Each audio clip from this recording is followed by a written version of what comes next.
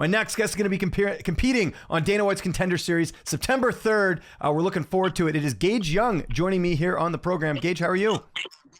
I'm well, bro. How are you? I'm doing awesome, but I'm not going to be fighting on Dana White's Contender Series, man. Congratulations. What a opportunity this is. But before we talk about all that, you and I have never chatted before. I want the whole story here. How did you get involved in combat sports? Man, I've been wrestling since I was probably like 11 years old, 12 years old. I've been wrestling. Like I started in youth.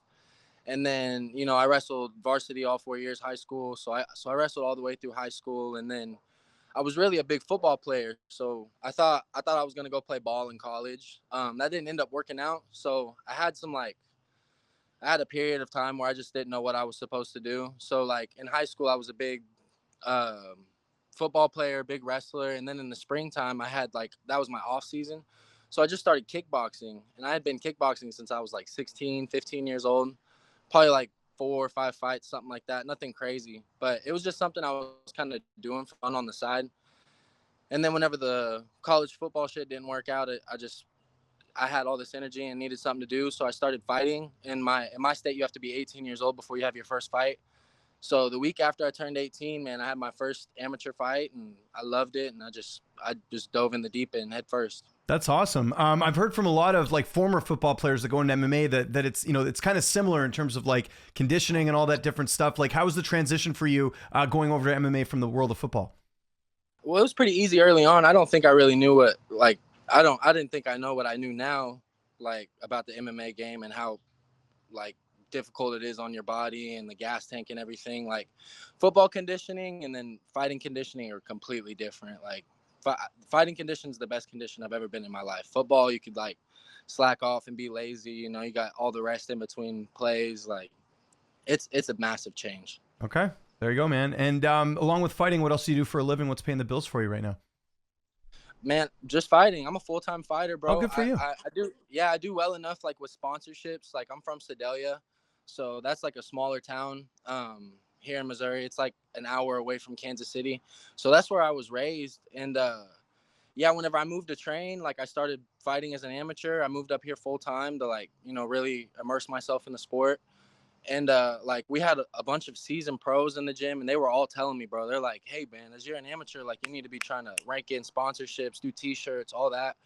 And like I was kind of like put off by it at first. Like that's not really my thing. Like I'm just here to fight, right? But man, whenever I started doing it, like the number just kept getting bigger and bigger, and my sponsorship started to do good. And I was like, I'm to the point now where I was getting paid like 10 racks on the amateur scene just to fight. Like nice.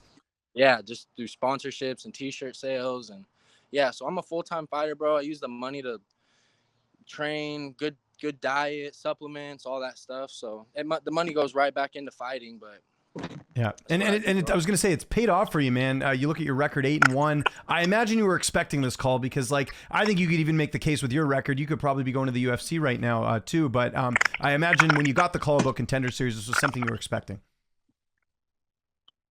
Yeah, very much so. I knew it was right around the corner. I knew after that fight with Tully that, I was going to get called for a short notice, and then Contender Series was a couple months away from starting. So I was ready to accept anything that came my way. Good stuff, man. It's great. Let's talk about your opponent. 6-1 record. What do you know about him? How do you feel like you match up against him here?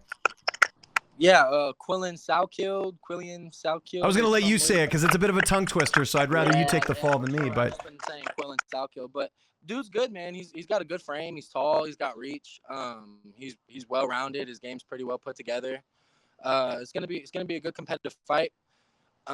He's got me in height and reach, but my heart's gonna be bigger than his. I'll be ready to sacrifice more than he's ready to sacrifice. I've known about the matchup for a little bit now. I just got back from Vegas from the pre-shoot, and I've been locked into kind of like a light camp. I'm getting the body working. Like whenever I got the date and the name, like my body and my brain was like, go, like, let's get to work. But like, whenever I got the information, it was like 16 weeks out. You can't have a 16-week fight. You'll get hurt. There's too much time. So you'll peak at the wrong time if you have that much time to get ready. So I just been kind of keeping it playful. Like I'm going to start camp in great shape, healthy. I've just been trying to add new tools to the toolbox. And then in the next couple of weeks, I'll start really like sharpening everything up and, being ready to do what I need to go in there and do. Where are you training right now? What gym are you at? And who have been some of your main training partners helping you get ready for this fight? Obviously, we've got a lot of time. I'm training in North Kansas City right now at Ignite MMA. I'm with Jason High and Zach Cummings. We got a team of a bunch of up and coming guys. I'll probably be the guy with the most notoriety training in the gym, but a lot of underground guys that people don't know about yet. John O'Brien's really been helping me get ready for this next couple weeks. We got a good fight on July 27th, I think, in FAC. So we got a bunch of the team getting ready for fights. Everybody's pretty well locked in, and it's just, it's a good room to get the good energy from. It must be such a benefit having both those guys in the gym. Jason High, UFC vet, has fought everywhere. Zach Cummins, obviously a mainstay in the UFC. Just how much of a benefit is that, getting to learn from those guys who have been at the highest level and can kind of bring that knowledge back to you? For sure. Like, just having access to be around, like, such veterans, guys who've, like, literally grown up in the sport since it was nothing and, like, there was no sanctions. Like, these are, like, the OGs of the game. So, just taking their advice and like the classes are always great. Like, I'm able to bounce ideas off each other. We got really great relationship. Like, yeah, it's cool. They're like two of the closest people in my life right now. And I see you're also a rep by Iridium Sports. Was that through Zach? Because obviously Zach was managed by them as well. Yeah, at the time, whenever I was training in Glory and Lee Summit, dude, the gym was popping, and a lot of the guys, it was kind of a funneling system for Iridium. Like, a lot of our guys in FAC and a lot of guys in the gym, like, they were all signed to Iridium. So it was kind of like a little fight farm almost. So it was just the most, like, accessible and, like, it just made sense. And then whenever, like, I met Jason House and the team, like, they're great people. Like, we got a great relationship. I feel like I could ask for anything and get it. So yeah, shouts out to Iridium. Good stuff. I know we got a lot of time, but I imagine your corner, I would imagine Zach Cummins is going to be in your corner. Who's going to be in the cage with you for the fight? Yes, sir. Awesome. And it's just, do you get one or two corners? I can't remember on Contender Series. I better get two. Shit. Yeah. Yeah, I'm pretty sure you do. I was just double checking on that. And I know it's, sorry, go ahead. It'll be Jason High and Zach Cummings. Okay, cool. Sounds good. And how's this one playing out on September 3rd? How do you see it going down? I think it's going to be a great fight. I think, like, where we're at in our careers, we're, like, kind of on the same, like we're in the same area, you know what I mean?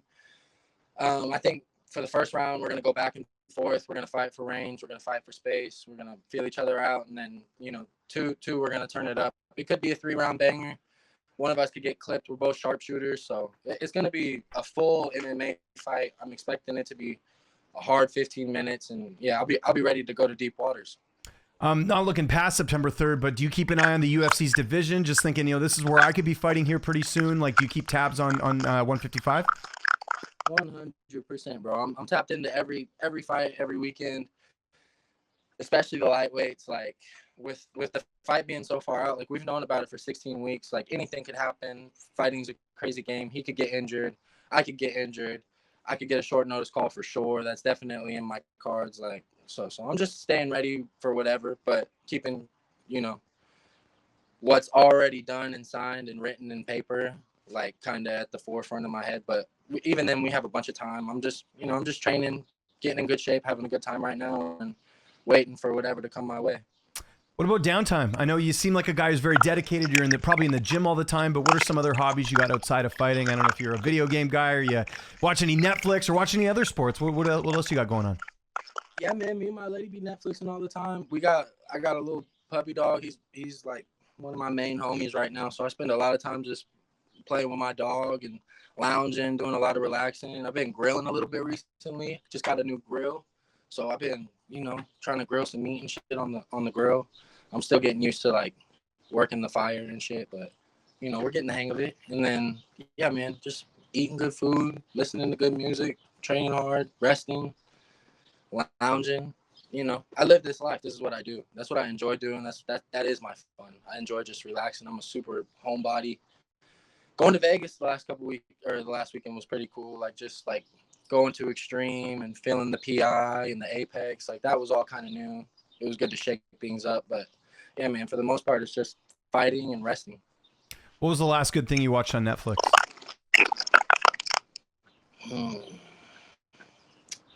What are we watching? See, I saved the toughest question for last. So. Yeah, Netflix. I'm trying to think. Any documentaries or any movies or anything or any TV shows you watch? What's the name of the show? What's the name of the show? You don't know? Fuck, I really don't know, bro. I do that too. Sometimes I just watch stuff and then I actually forget the name of it. So Peaky Blinders is the best series of all time on Netflix. there we I go. can watch it That's what I'm looking for. any day for sure. Peaky Appreciate it. Blinders is the one. All right, Gage, looking forward to it, man. Dana White's Contender Series, September 3rd. If there's anyone you want to thank before we get out of here, any sponsors, any social media you want to mention, I'll give you the last word. Yeah, man, I appreciate you. It's just G Money MMA on IG. Gage Young. Follow me, add me.